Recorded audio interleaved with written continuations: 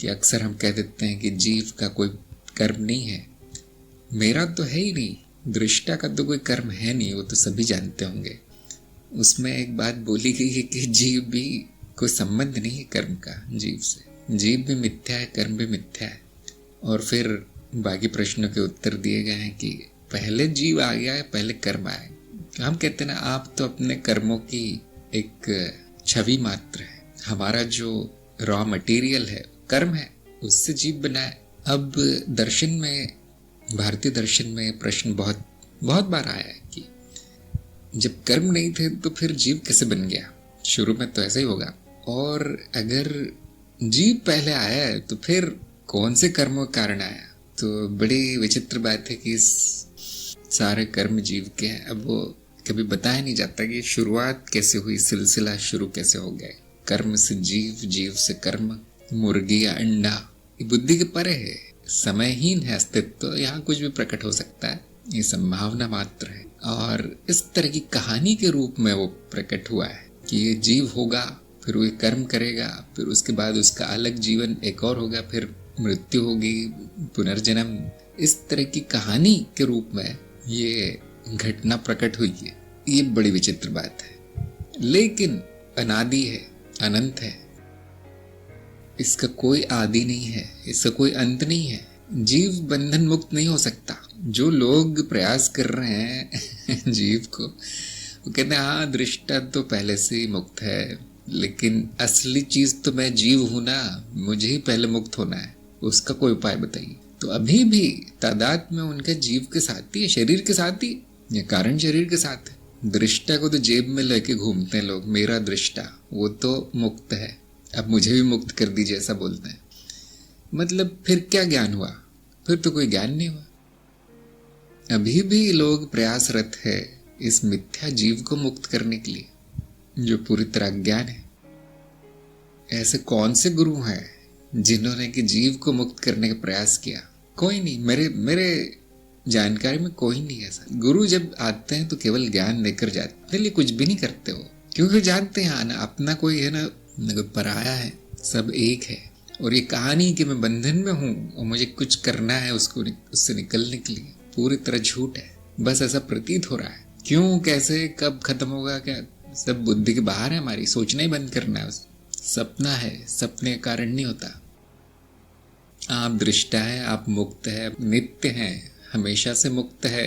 अब बस आराम करना है। जीव के चक्कर में फंस गए, मतलब माया में फंस गए, फिर नहीं होगा मुक्त। जो है नहीं वो मुक्त भी नहीं होगा, जो है नहीं वो अंत भी नहीं होगा, न विलय होगा कुछ और होगा, न इस लोक में जाएगा न उस लोक में जाएगा, सब का सब मिथ्या है। दृष्टा सत्य है। अब क्या करना है?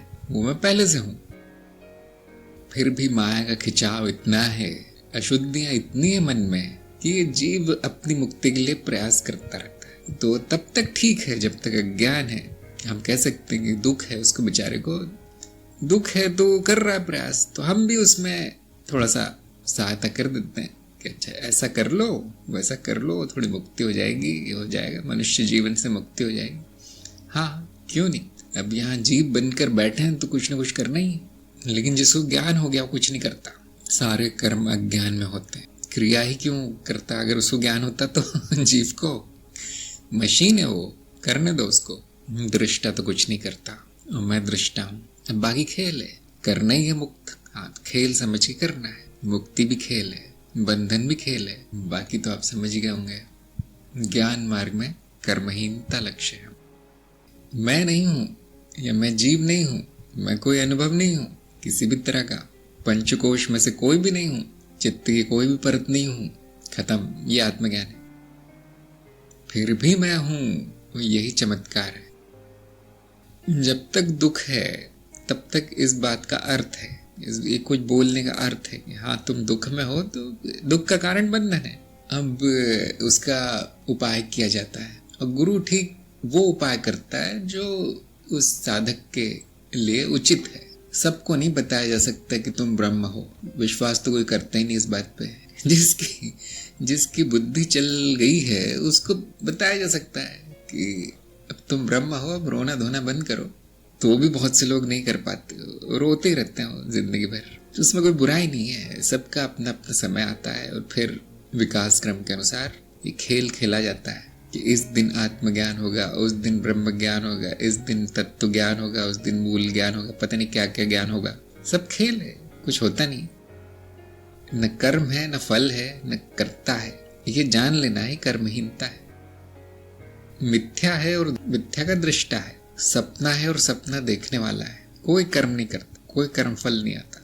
जब तक कर्ता भाव है तब तक बंधन है, तब तक दुख भी है, क्योंकि जो करेगा वो भरेगा। जब करने वाला ही नहीं है तो फिर फल लेने वाला कौन, भोक्ता कौन है? फिर कोई। इसलिए हम सरल भाषा में कहते हैं कि कोई करता नहीं होता है, क्योंकि कुछ लोगों को ये बताना भी बड़ा कठिन है कि कुछ नहीं होता, शून्य में कुछ नहीं होता। क्योंकि ये बात बुद्धि के परे मैं जानता हूँ, क्योंकि हमें तो सब कुछ होता हुआ दिख रहा है। यहाँ सारा जीवन चल रहा है, सारी सृष्टि चल रही है, सारी दुनिया चल रही है। अब उनको ये समझाना, उनका संशय दूर करना करीब करीब बहुत कठिन है। तो उनको इतना ही बोल दिया जाता है कि कुछ करता कोई नहीं है, होता है। फिर भी उनके प्रश्न आ जाते, तो अब क्या करूं? क्योंकि उस पर मनन नहीं किया गया, मनन नहीं किया गया, प्रश्न कर दिया गया। इस बात पे मनन कीजिए कि जब कोई करता नहीं है, कोई कर्म नहीं है, तो क्या कुछ हो रहा है? कुछ नहीं हो रहा है। फिर अब हर चीज अर्थहीन है, तो यहाँ बुद्धि नहीं जाती है। अस्तित्व में होना मात्र है, न अस्तित्व करता है, न अस्तित्व में कर्म होते हैं। स्मृति के कारण प्रतीत होते हैं कर्म, नहीं तो किसने क्या किया?